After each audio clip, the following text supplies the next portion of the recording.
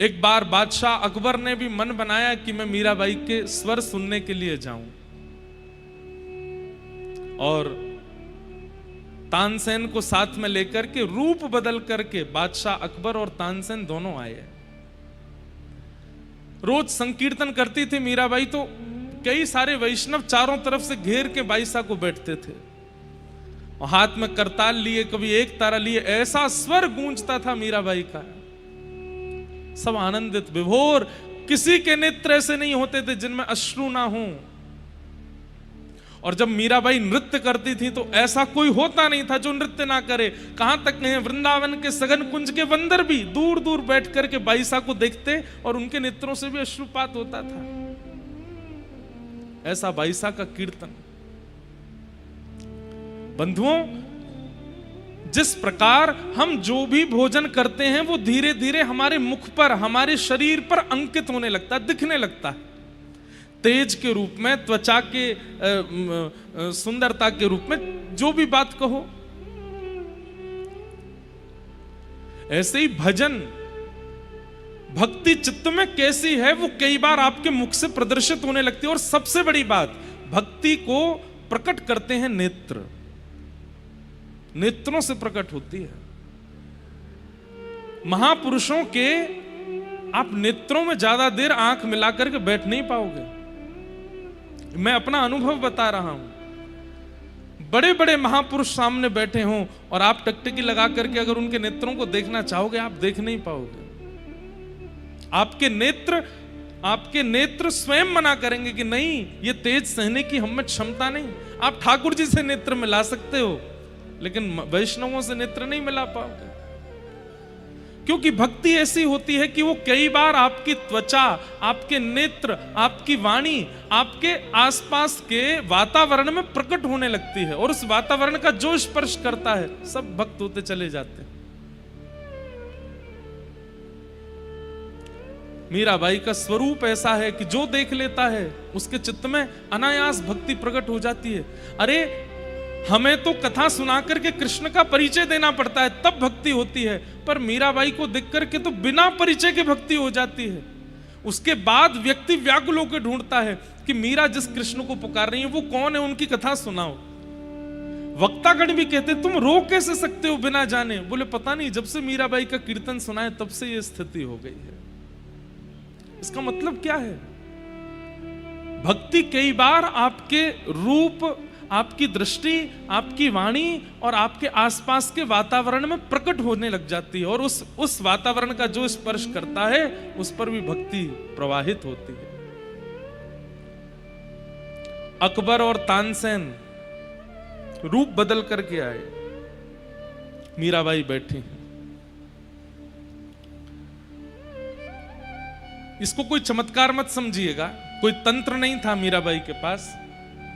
पर सभा में जब मीराबाई गाती थी तो नेत्र बंद करके गाती थी, नेत्र नहीं खोलती थी, चाहे कितनी भीड़ बैठी हो। पर जब अपना कीर्तन विश्राम करती तो एक दृष्टि घुमा करके सबकी ओर देख लेती थी। आज बाईसा कीर्तन नहीं कर रही हैं, बस बैठी हैं, और तानसेन और अकबर वो स्वर ही सुनने आए थे मीराबाई का। कई बार ऐसा होता है कि आचार्य अपने शिष्यों से कह देते हैं कि आप कुछ गाओ, तो आज मीराबाई ने भी अपने किसी एक सखी से कहा, तुम कीर्तन करो, मैं सुनूंगी। और सुनने के बाद में सब आनंदित हो गए। तो बाईसा ने बस एक बार दृष्टि घुमा करके देखा, रूप बदल के बैठे अकबर और तानसेन। उस समय में चित्र नहीं होते, कौन जाने कि बादशाह अकबर है, पर एक बार दृष्टि घुमा करके देखा और तुरंत बाईसा पहचान गए। और जब उठ करके जाने लगे तो तानसेन और अकबर आपस में चर्चा कर रहे थे, और बाईसा जैसी बगल से निकली तो बोल पड़े, हमने तो आपके स्वर के विषय में सुना था और आज वही सुनने के लिए आए, पर आज तो आपने गायन ही नहीं किया। बाईसा तुरंत अनायासी नेत्र मिला के किसी को देखती नहीं है, बोल पड़ी, ठाकुर जी के सुंदर स्वर सुनने के लिए, कीर्तन सुनने के लिए छद्म भेष बनाने की आवश्यकता नहीं है अकबर। अपने मूल रूप में आओ, सब सुनाई देगा। और फिर मीरा के पास नहीं आना पड़ेगा, वृंदावन का कण कण कृष्ण ध्वनि सुनाएगा। ये छद्म वेश बना करके कभी वैष्णवों के पास मत जाना।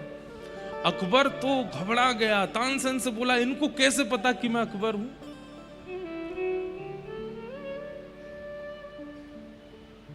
लोग मानते नहीं इस बात को, पर अकबर ने एक बार प्रणाम किया और प्रणाम करके कहा, मैंने बहुत सुंदर स्त्रियों को अपने जीवन में देखा, पर आपको देखकर के मेरे मन में विचलनता नहीं बल्कि और जो विचलनता थी सब समाप्त हो गई।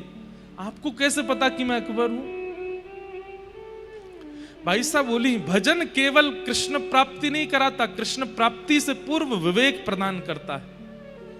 दृष्टि में, वाणी में, विचार में, बुद्धि में, सब में विवेक आ जाता है। तुम्हारे खड़े होने का ढंग, तुम्हारे नेत्रों का ढंग और तुम्हारे मुखमंडल की आकृति ये बता रही है कि तुम सामान्य व्यक्ति नहीं हो, तुम किसी राज पदवी पर बैठे हो। एक क्षण में मुझे पता लग गया कि तुम अकबर हो।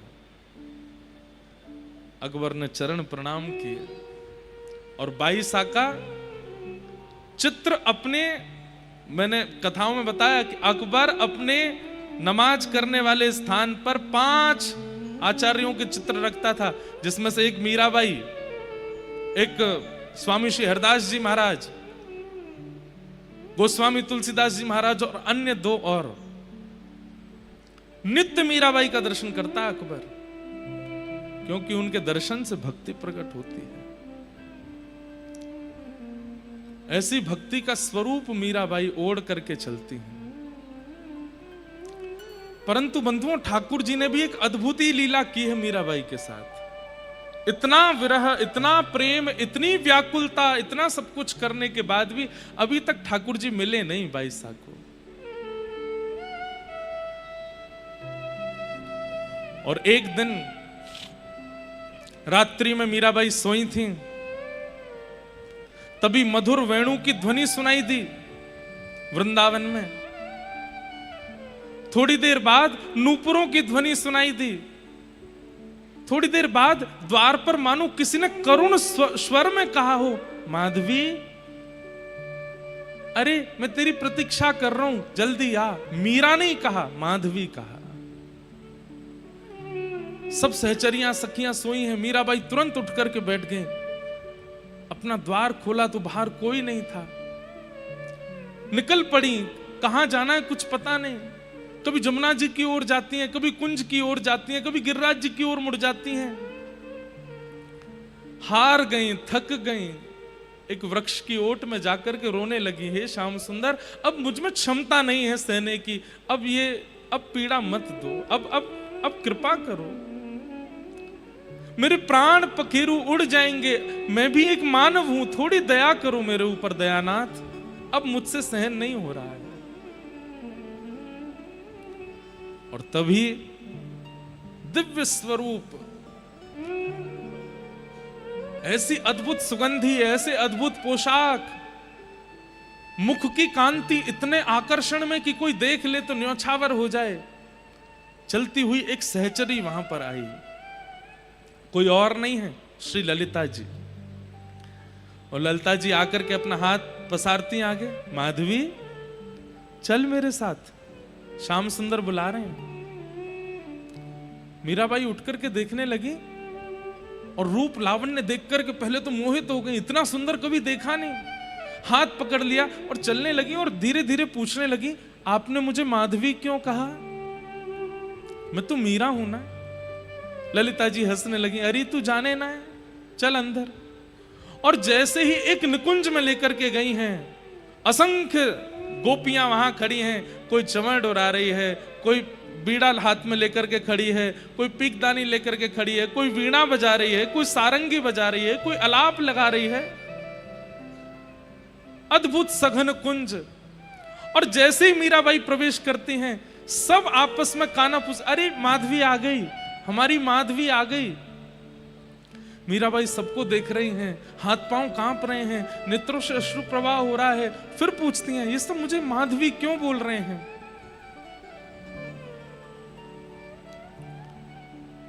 सघन कुंज में अंदर प्रवेश किया और अंदर जाकर के जैसे ही नेत्र उठा करके सन्मुख देखा, आहा, सुंदर रत्न का सिंहासन, और रत्न सिंहासन पर साक्षात श्री प्रियालाल जी सन्मुख विराजमान है। और सन्मुख विराजमान होकर के श्री ठाकुर जी अपनी तिरछी नेत्रों से श्री प्रिया जी को देख रहे हैं और कह रहे हैं, हे श्यामाजू, आज माधवी आई है।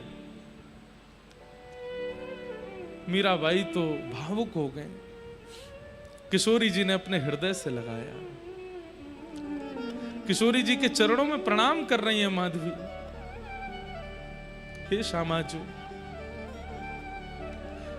आज आपने कृपा करके मुंह पे अनुग्रह किया हुए जो मुख यहां कुंज में, ये तो मुंह पे कृपा करे ही नहीं है। इनको मुखमंडल देखने की भी क्षमता नहीं। मीराबाई देख नहीं रही है मुख की ओर, चरण ही देख रही हैं और किशोरी जी से शिकायत कर रही हैं।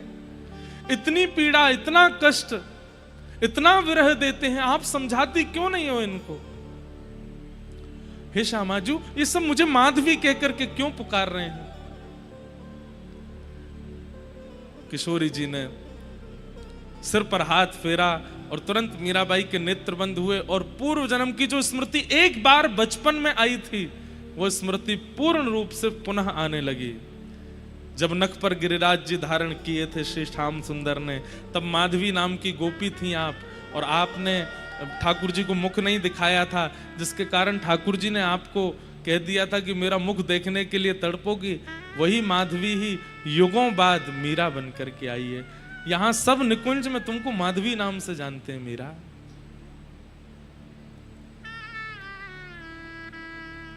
आज मीराबाई को भी साक्षात निकुंज का दर्शन किशोरी जी की कृपा से हुआ है। लाडली जी ने अनुग्रह करके मीराबाई को बुलाया,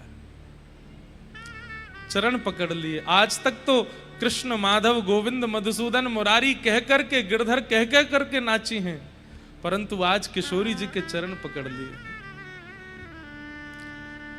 मुक्ति भुक्ति ना मागत केवल,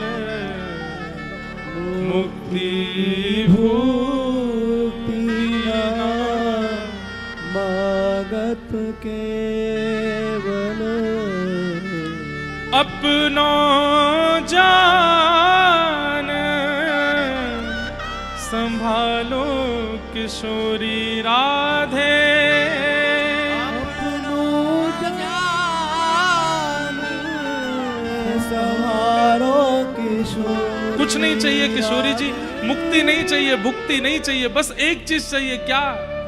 अपनो जान संभालो किशोरी राधे, अपनो जान संभालो किशोरी राधे।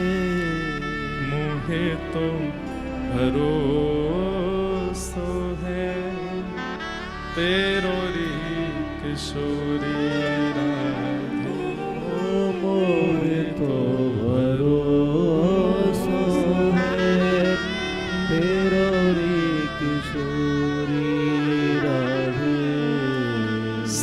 साधनहीन दीन में राधे, साधनहीन दीन में राधे। तुम करुणामयी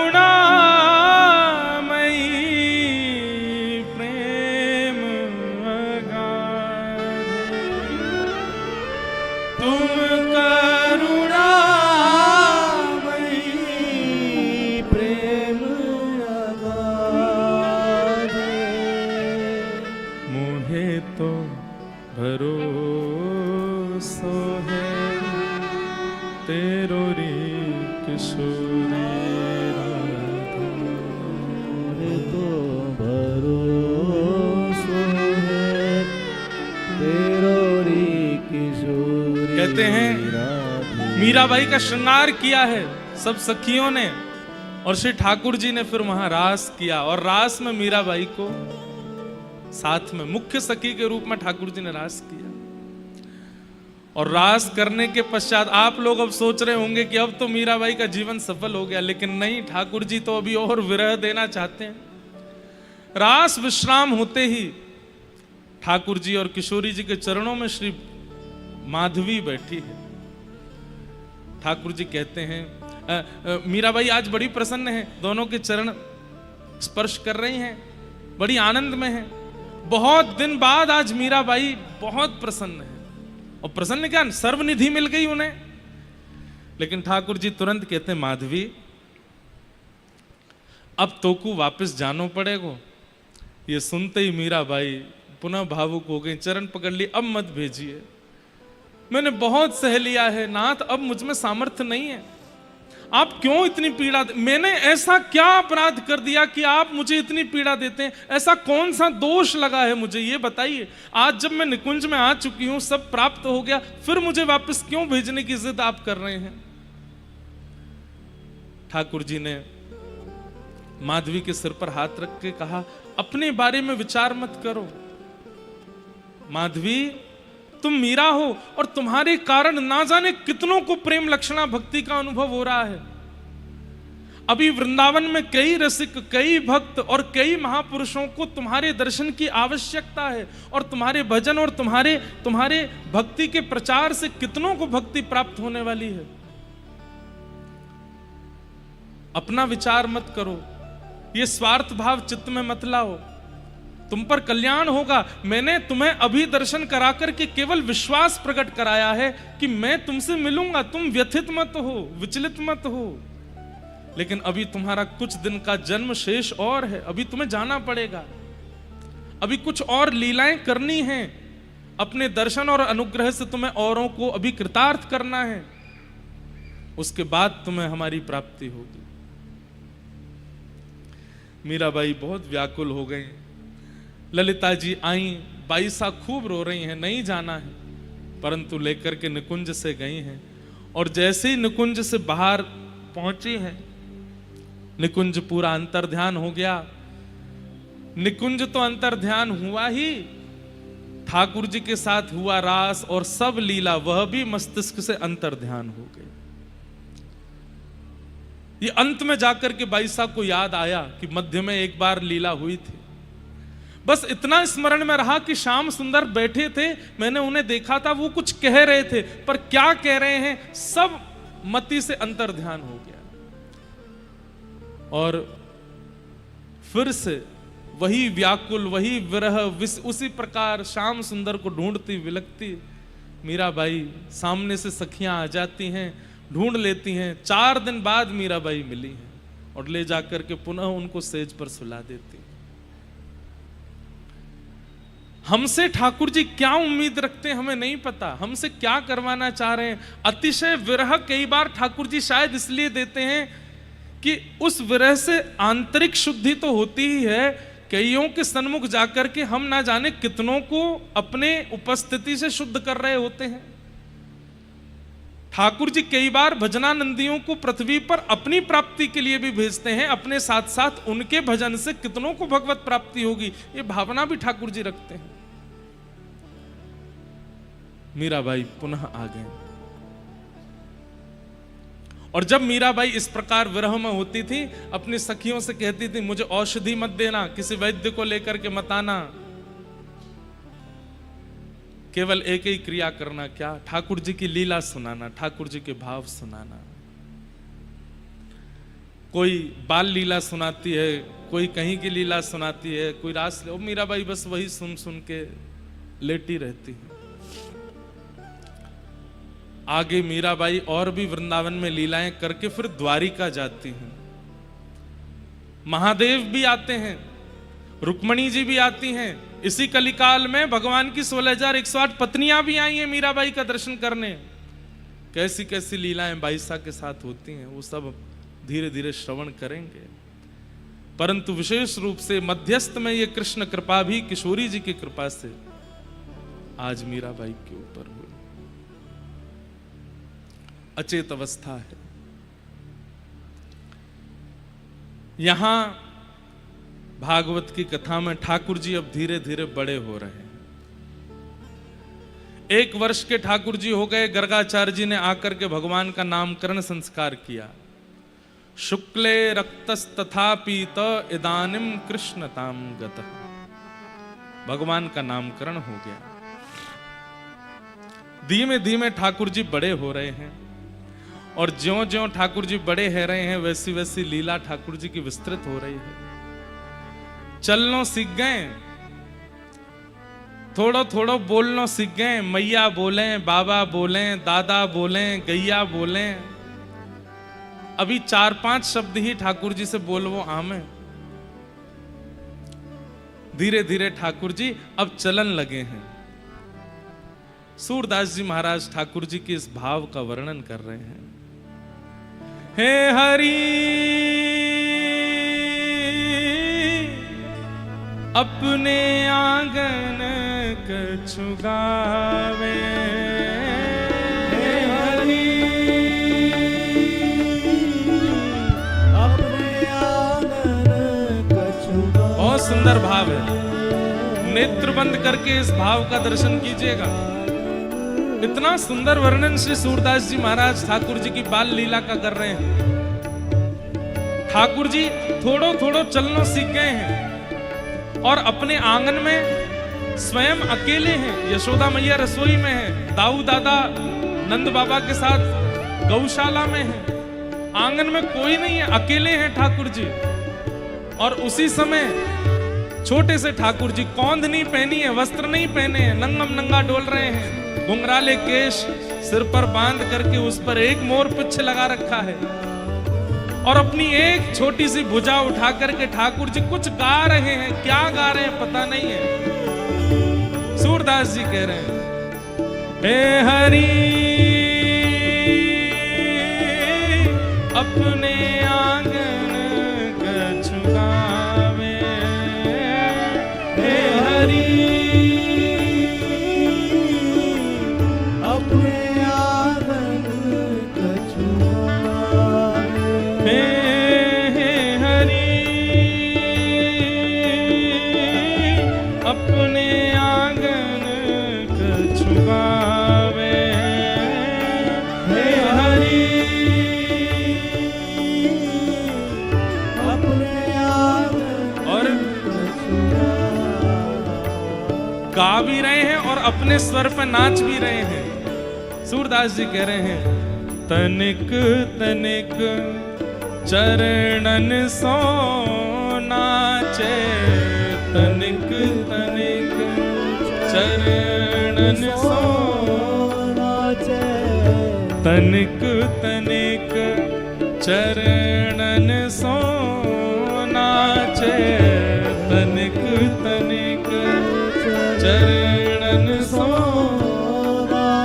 हो मन ही रिझावे,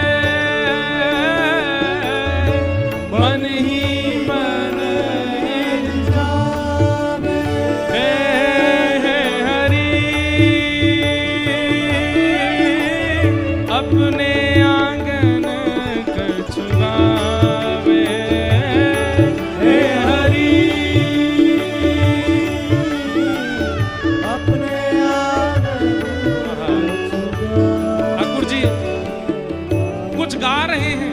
अभी शब्द नहीं है इतने, बस आ करके कुछ गा रहे हैं और अपने आप ही अपने छोटे छोटे पैरों से नृत्य कर रहे हैं। उस स्वर को यशोदा मैया ने नहीं सुना, दाऊ दादा ने नहीं सुना, नंद बाबा ने नहीं सुना, तो किसने सुना? गौशाला की गैया की बछिया नंद भवन में जा आंगन में ठाकुर जी नाच रहे हैं, मई बाहर खुली घूम रही हैं। बछिया आकर के द्वार के अंदर झांक करके देख रही हैं तो अकेले ठाकुर जी एक भुजा उठा करके घूम घूम करके नाच रहे हैं, कछु गा रहे हैं। आहा बाह उठाए कारी धौरी, बाह उठाए कारी धौरी, गैयन टेर बुलावे, गैयन टेर बुलावे। अब ये नेत्र खोल सुनने वाला प्रसंग नहीं है। ये तो बस मन में चित्र बनाइए कैसे हैं। ठाकुर जी घूम घूम करके नाच रहे हैं, कुछ गा रहे हैं, अभी पैर भी सही से धरने नहीं आते हैं, बीच बीच में लुढ़क जाते हैं नीचे। और जैसे ही ठाकुर जी ने नाचते हुए देखो कि द्वार पे एक कारी बछिया और एक गोरी बछिया, ये दो खड़ी है के कान उठाए करके, पूंछ उठाए के ठाकुर जी को देख रही हैं। भीतर क्यों नहीं आ रही? सूरदास जी कह रहे हैं कि भैया वो गैया भी विचार करें कि छोटे से लाला हैं, कहीं गलती से हमारो खुर इनके ऊपर पड़ गया तो लग जाएगी, तो दूर से ही देख रही हैं। उनके संकोच को दूर करते हुए, जैसे छोटे बालक अपने भुजा ऐसे करके किसी को बुलाते हैं, बाह उठाए कारी धौरी गैयन टेर बुलावे। ठाकुर जी अपनी भुजा से कह रहे हैं आ जा आ जा, और छोटी छोटी बच्चियां को अपने पास बुला रहे। दौड़ करके छोटी छोटी बच्चियां, छोटे से गोपाल जी और चारों तरफ बच्चियां घूम रही हैं और ठाकुर जी उनके बीच में हे हरि अपने आंगन कछुआवे, हे हरि अपने आंगन कछुआवे। और अब ये लीला सुनो। ठाकुर जी ने कहा कियो इन गैयान को और पास कैसे बुलाऊं? सो ठाकुर जी गए, वहां पे एक मटकी धरी, यशोदा मैया अकेले लाला को छोड़ के जावे तो माखन धर जाए पास में कि भूख लगेगी तो खा लेगो। सो ठाकुर जी क्या कर रहे हैं माखन के संग? माखन तनिक आपने कर ले, माखन तनिक आपने कर ले, माखन तनिक आपने कर ले, माखन तनिक आपने कर और ले। तनिक बदन पे लगावे, तनिक बदन पे लगावे, हाँ तनिक बदन पे लगावे, तनिक बदन पे लगावे। कबहू चिते प्रतिबिंब खम्ब में, कबहू चिते प्रतिबिंब। जैसे कोई अपना श्रृंगार करके अपना प्रतिबिंब देखने के लिए जाता है, शीशे में देखने के लिए जाता है, ठाकुर जी क्या करते हैं? माखन लेकर के थोड़ा तो पालें और थोड़ा सा बच जाए तो वाकू यहाँ लगा लें, यहाँ लगा लें, यहाँ लगा लें, बालन में लगा लें, इधर उधर कहीं कहीं मक्खन लगा लें, और फिर वाकई बाद में वहां खंबान में प्रतिबिंब लगे हैं मणियों में, जिसमें खुद को देख सकते हैं। और ठाकुर जी उसके सामने झांक करके अपना स्वरूप देखते हैं और खुद को देख करके फिर मंद मंद मुस्काते हैं। 2 दांत दिख रहे हैं ठाकुर जी के। और फिर इतना ही ना करें, गैया की बचियान ने अपने पास बुलावे और जहां जहां मक्खन लगायो है वो अंग उनके मुख के पास करें ताकि ये जीभ निकाल के चाटे। लाल जी नीचे लेट जाते हैं, छोटी छोटी बच्चियां ठाकुर जी के अंग पर लगे हुए मक्खन को अपनी जीभ से चाट रही है। आहा, ये छवि देख करके सूरदास जी बलिहारी जा रहे हैं। हे हरि अपने आंगन कछुआवे, हे हरि अपने आंगन कछुआवे। हे हरि अपने आंगन कछुआवे, हे हरि अपने आंगन कछुआवे। दूर देख यशोमती यह लीला, दूर देख यशोमती यह हर्षानंद बढ़ावे, हर्षानंद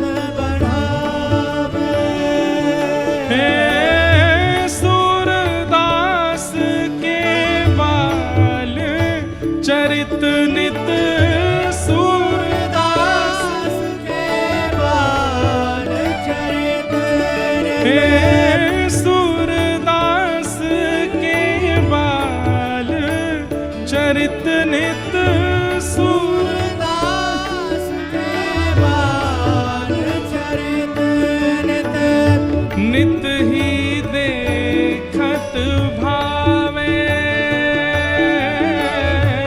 नित ही आइए हे हरि अपने आंगन कछुआवे, हे हरि अपने आंगन कछुआवे, हे हरि अपने आंगन कछुआवे, हे हरि अपने आंगन कछुआवे। गोविंद बोलो हरि गोपाल बोलो, गोविंद बोलो हरि गोपाल बोलो। हे गोविंद बोलो हरि गोपाल बोलो, गोविंद बोलो हरि गोपाल बोलो। श्री राधा रमण हरि गोविंद बोलो, राधा रमण हरि गोविंद बोलो। श्री राधा रमण हरि गोविंद बोलो। राधा रमण हरि गोविंद बोलो।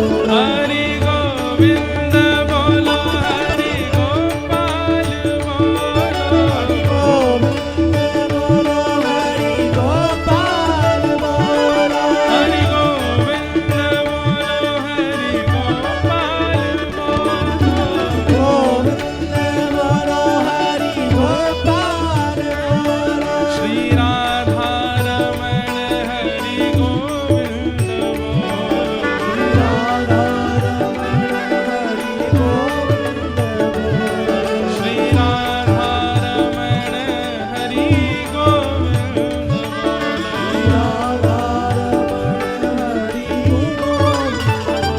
हरि गोविंद बोलो हरि गोपाल बोलो, गोविंद बोलो हरि गोपाल बोलो। हरि गोविंद बोलो हरि गोपाल बोलो, गोविंद बोलो हरि गोपाल बोलो। हरि गोविंद बोलो हरि गोपाल बोलो, हरि गोविंद बोलो हरि गोपाल बोलो। श्री राधा रमण हरि गोविंद बोलो, राधा रमण हरि आपसे गाओ, श्री राधा रमण हरि गोविंद बोलो, राधा रमण हरि गोविंद होवे सो, होवे सो, होवे सो चटक मटक सो ठाकुर, तीनों लोकन मुँह में नाथ, ऐसो चटक मटक सो ठाकुर तीनों लोकन हूँ मैं नाय, तीनों लोकन हूँ मैं नाय, हाँ लोकन हूँ मैं नाय, तीनों लोकन में अरे हाँ लोकन हूँ मैं नाय, तीनों लोकन हूँ मैं नाय,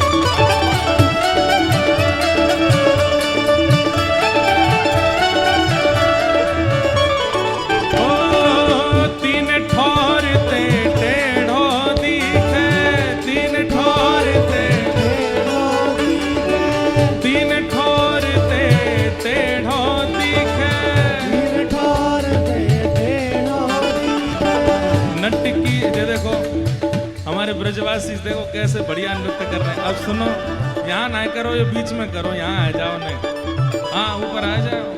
अब ब्रजवासी हो महाराज आनंद करो। तीन ठोर ते टेढ़ो दिखे, तीन ठोर ते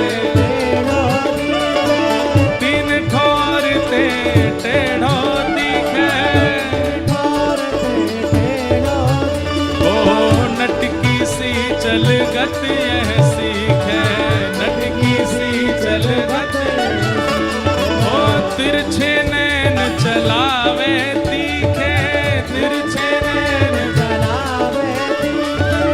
तिरछे नैन चलावे तीखे, तिरछे नैन चलावे, ओ तिरछे नैन चलावे तीखे, तिरछे नैन चलावे, ओ तिरछे नैन चलावे तीखे, तिरछे नैन चलावे। और सब देवन को देव, हाँ सब देवन को देव, सब देवन को देव, हाँ सब देवन को देव, तो ये ब्रज में घेर गाए, हाँ सब देवन को देव, तो ये ब्रज में घेर गाए। ओ ऐसो, ओ ऐसो, ओ ऐसो चटक मटक सो तीनों लोक ऐसो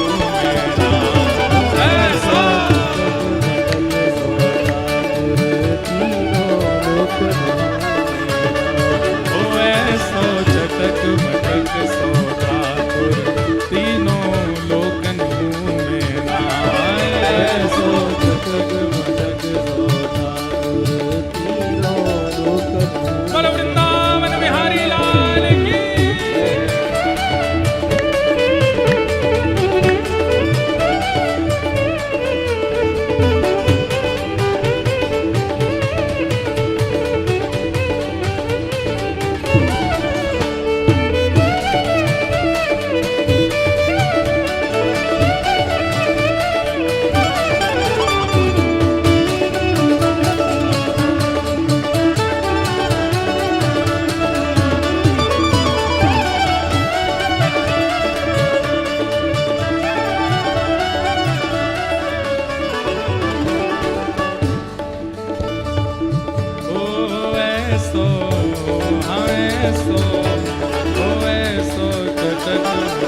सो ठाकुर तीनों लोकन में नाय, ऐसो चटक मटक सो ठाकुर तीनों,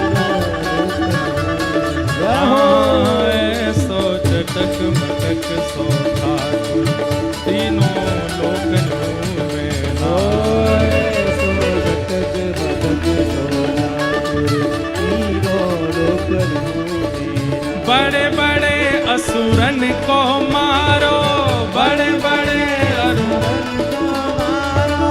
बड़े बड़े असुरन को मारो, बड़े बड़े असुरन को मारो, नाग कालिया पकड़ पछाड़ो, नाग कालिया पकड़ पछाड़ो, नाग कालिया पकड़ पछाड़ो, नाग कालिया पकड़ पछाड़ो।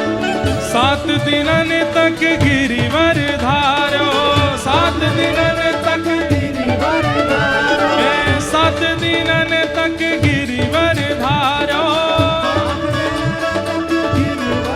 ओ गिरिराज धरण प्रभु तुम्हारी शरण, ओ गिरिराज धरण प्रभु तुम्हारी शरण, प्रभु तुम्हारी शरण, हरि तुम्हारी शरण,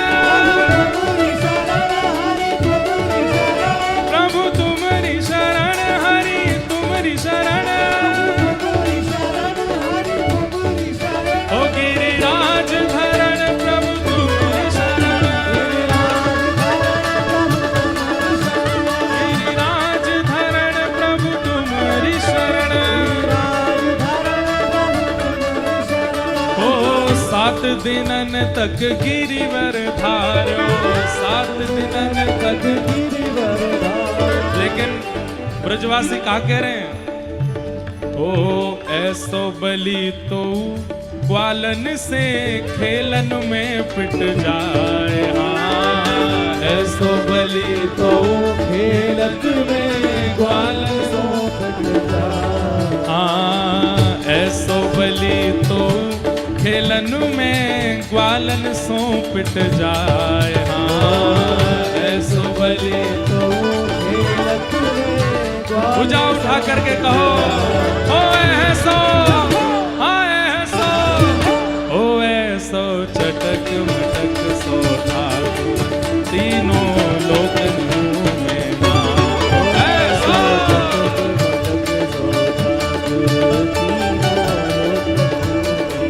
हाँ, ऐसो चटक मटक सो ठाकुर तीनों लोकन में नाम।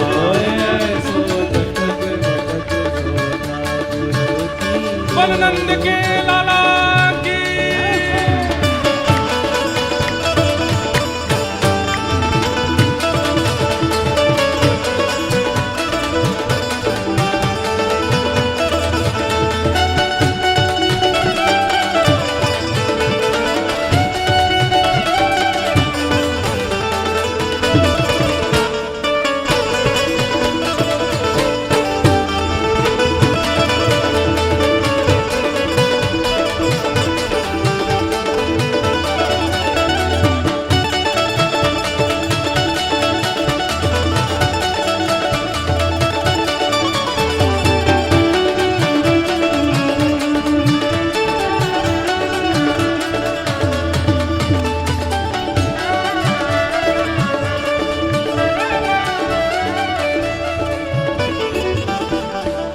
रूप छबीलो है ब्रज सुंदर, रूप छबीलो है ब्रज सुंदर। रूप छबीलो है ब्रज सुंदर।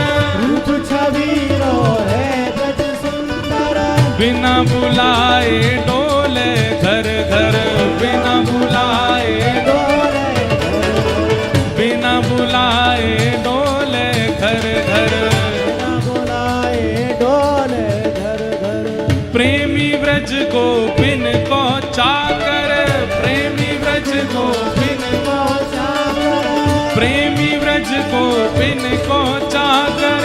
प्रेमी ब्रज गोपिन को चाकर। ओ प्रेमी व्रज गोपिन को चाकर, प्रेमी व्रज गोपिन को चाकर। ऐसो प्रेम बढ़ो, हाँ ऐसो प्रेम बढ़ो, ऐसो प्रेम बढ़ो, हाँ ऐसो प्रेम बढ़ो। माखन की चोरी करके खाए। हाँ, ऐसो प्रेम बढ़ो। माखन की चोरी करके खा। अरे ऐसो हो, ऐसो हो, ऐसो चटक मटक सो ठाकुर तीनों लोकन में नाम। ऐसो